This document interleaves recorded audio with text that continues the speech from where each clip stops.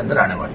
Colonel Sonaram का कल निधन हो गया। आप बड़े नेता थे, आपके साथ भी सांसद। देखिए, कर्नल साहब बहुत बेबाक और मजबूत थे। जाट आरक्षण आंदोलन का जब संघर्ष चला 99-98 के दौर के अंदर, जब यूनिवर्सिटी का प्रेसिडेंट था, और चूंकि मैं यूनिवर्सिटी का प्रेसिडेंट था उस समय, मैं तो साथ घूमता था पूरे राजस्थान में, लेकिन कांग्रेस का एक ही नेता, वो कर्नल सोनाराम थे, जो गहलोत के खिलाफ मोर्चा खोल के जाट आरक्षण आंदोलन के अंदर हर रैली में भाग लिया।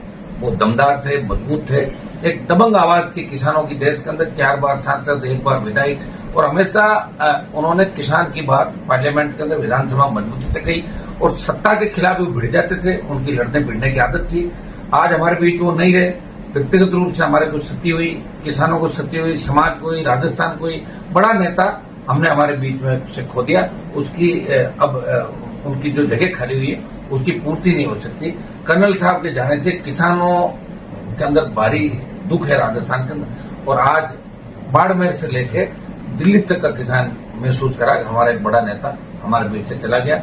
ईश्वर उनके परिवार को इस दुख की घड़ी को सहने की ताकत दे, और कर्नल सोनाराम जी को भी हम सच्ची श्रद्धांजलि अर्पित करते हैं। बाड़मेर के उम्मीदवार जी भी श्रद्धांजलि देने गए थे, राजस्थान के और कोई दूसरे नेता नहीं थे। देखिए, मैं कोई कांग्रेस पर आरोप नहीं लगा रहा हूं, लेकिन जिस तरह 2 घटनाएं हुई दिल्ली के अंदर, एक हमारे राज्यपाल, पूर्व राज्यपाल सतपाल जी मलिक, जिन्होंने पहलवान बेटियों के लिए और किसानों के लिए बीजेपी में रहते हुए बोला कि भाई अन्याय हो रहा है, किसानों के बिल वापिस होने चाहिए, और दूसरे कर्नल सोनाराम। सतपाल मलिक की जब डेथ हुई, उनको बिना तिरंगे उनका दाह संस्कार किया गया। एक तरीके से अपमानित किया किसान के बेटे को बीजेपी ने किया, और कर्नल साहब का जो अपमान है कांग्रेस पार्टी ने इसलिए किया कि आज हाउस चल रहा है, उसके बावजूद कोई कांग्रेस का बड़ा नेता कर्नल साहब को श्रद्धांजलि देने नहीं गया। और 8:30 बजे हॉस्पिटल से लेके, और वो एयर एम्बुलेंस से बॉडी लेके बाड़मेर गए। वो देश के नेता थे। कांग्रेस को ये चाहिए था कि 4-6 घंटे के लिए, एक दिन के लिए, जो पार्टी का कार्यालय, इनका केंद्रीय कार्यालय, उसमें कर्नल साहब के शव को रखते, हम सब श्रद्धांजलि देते, हजारों लोग श्रद्धांजलि देना आते, और उसके बाद बाड़मेर लेते। वो कोई बाड़मेर के नेता नहीं थे, वो देश के कांग्रेस के कद्दावर नेता थे, और हमेशा एक सिस्टम के तहत उनका दिल्ली में भी अच्छे कनेक्शन थे नेताओं के। और इसमें मैं कांग्रेस पार्टी का भी ध्यान आकर्षित करूंगा। कांग्रेस क्या कर रही थी भाई? एक व्यक्ति कोई जाके बैठ गया, लेकिन कर्नल साहब को हॉस्पिटल के अंदर डेथ होने के बाद मोर्चरी में ले जाया गया। बताओ, ये कितना बड़ा अपमान है।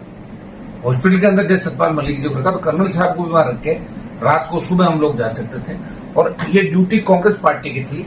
वो कर्नल साहब को सच्ची श्रद्धांजलि राहुल गांधी, प्रियंका गांधी और तमाम जो नेता है वो कांग्रेस कार्यालय में रखते, तब लगता है कि कांग्रेस के मन में किसानों के प्रति कितना दर्द है। आरोप प्रत्यारोप, सतपाल मलिक को बीजेपी ने नहीं दिया, और तब उन कांग्रेस वालों का ये नहीं किया, अरे आप क्या कर रहे हो, आप कर देते, अब आप बाड़मेर जाओगे बैठने के लिए। लेकिन दिल्ली के अंदर उस व्यक्ति का शव एक दिन रखते, जिससे पूरे देश के और दिल्ली के लोग उनको श्रद्धा सुमन। उन्होंने किसानों के लिए बहुत बड़ी लड़ाई लड़ी, निश्चित रूप से एक बड़ा योद्धा हमने खो दिया।